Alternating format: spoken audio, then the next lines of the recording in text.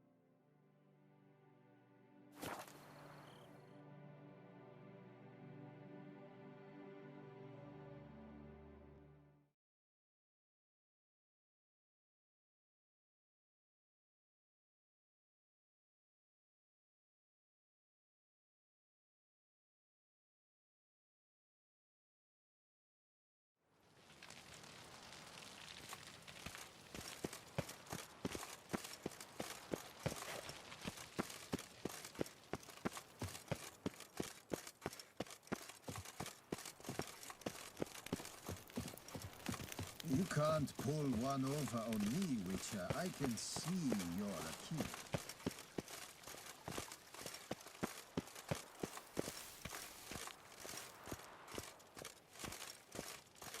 And what of the funeral preparations? As your grace...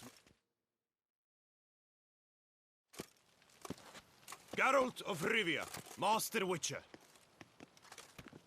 I was not mistaken. You arrived and trouble followed soon after. Step aside. Got a matter for the Duchess. At last, Witcher. We've been on tenterhooks. Did you catch Milton's killer?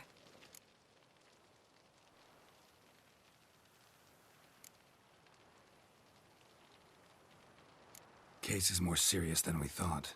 The beast? I couldn't kill it. Didn't manage. We sent you after a monster, and you returned with nothing? We are very disappointed. Situation's not quite that simple. Beast's a powerful vampire. Ha!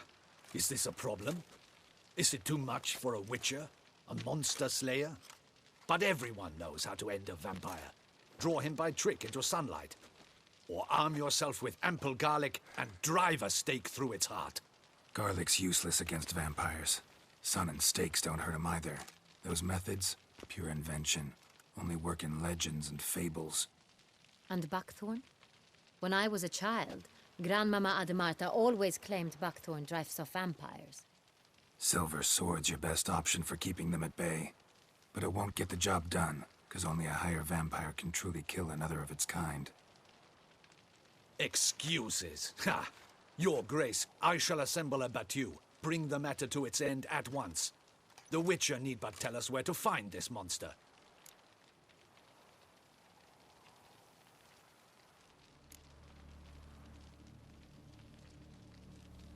Go ahead. Send them to their death. Certain death. To a lone Witcher, perhaps. To 40 of my men-at-arms, but another skirmish. 40, 50, 100, doesn't matter. Won't make any difference against him. You have not seen my guardsmen in action. Can they fight fog? Hit a target that moves faster than the wind? How? What creature can do such things? Creatures like this one. Higher vampires, we call them. Each one's a little different. Unique or exceptional, you might say. Some transform into giant bats. Others communicate with animals, command them. Yet all are still brainless beasts. Dead wrong. Thinking of lesser vampires. Alps, Ekamaras, Catacans, for instance. They're ruled by instinct, sure. Attack anything that smells of blood. Higher vampires? They think. They employ reason. Monsters driven by reason. A curious contention. What, then, do you intend to do?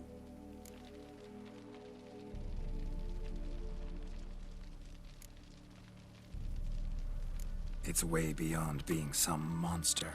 This is a powerful being that's walked the world for centuries. Yeah, impossible. If so great is their power, why have they not killed or enslaved us all? Don't usually meddle in our matters.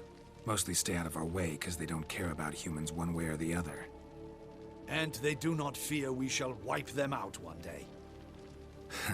They'd probably be pretty amused if you asked them that. They're well aware of their strength. Then what can we do? Do you have a plan? Try to talk to him. That's our best bet. I cannot believe this. Her Grace summons a witcher to kill a monster. Instead, he wishes to chat with it. Ha. Know what I'm doing. His lover was kidnapped. He's being blackmailed. Blackmailed? Be so kind as to explain how a vampire might be blackmailed. Higher vampires? They're like us, motivated by emotions, not instinct. Not only are they intelligent to an extreme, they're emotionally rich, capable of feeling many things, even love. This one fell in love with a woman, a human, and he'll do anything to keep her from harm. You do not, I trust, suggest we let Milton's killer go free. Or wait until it murders again. We must render it harmless as quickly as possible.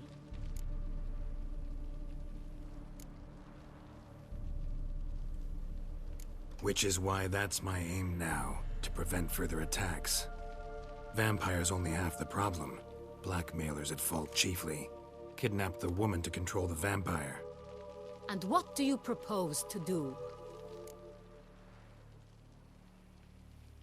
I'll find the blackmailer, free the vampire's lover. You were to destroy him, not help him. No one else should die. That's most important. Soon as the woman's safe, he'll have no more reason to kill. I admit to being swayed, Witcher. You may be right. Do you know anything about the blackmailer? Got one lead. A few scraps of paper. Blackmailer wrote the names of the vampire's victims on them. One of them stained. A drop of wine, looks like. So damn little to go on. You've no idea how wrong you are, my dear. Send for the ducal sommelier. Hop, hop! In Tucson, wine is sacred. Here there is no such thing as a drop of wine, or stains therefrom. They are stains from a drop of Est, Ervelus, Fiorano. Your Grace wished to see me? Witcher, show him the paper scrap. Benoit, can you determine which wine made this stain?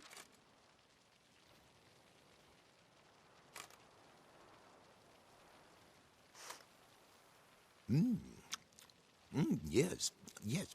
The west bank of the Saint Latour. That's rather obvious. Aged in barrels of Beauclair oak.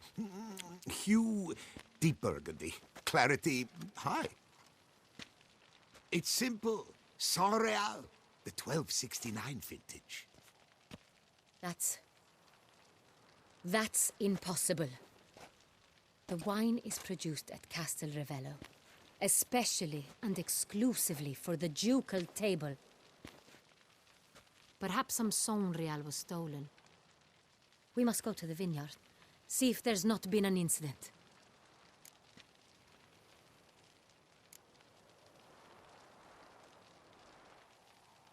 Saint Real. Never heard of it.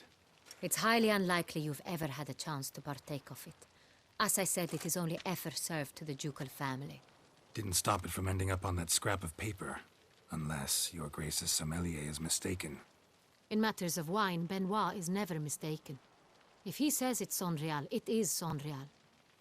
We must ride to Castel Ravello at once. Discover what has happened.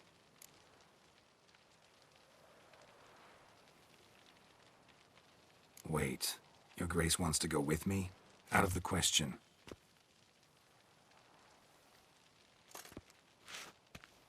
I hope you do not suppose we will sit on our ducal hiney and do nothing while our duchy is in grave danger. Your Grace, what you propose is far too dangerous. The Witcher should go alone. It pleases me to see you gentlemen finally agree on something. But I've made my decision. We shall go. accompanied by the best possible escorts. You, Captain, and Geralt. We will travel incognito. We've no wish to give the court any reason to gossip. For the duration of this mission, I release you from your obligation to adhere to court protocol. In short, from now on, I am Anna Henrietta, not your grace. Yes, Your Grace. Witcher, are you ready?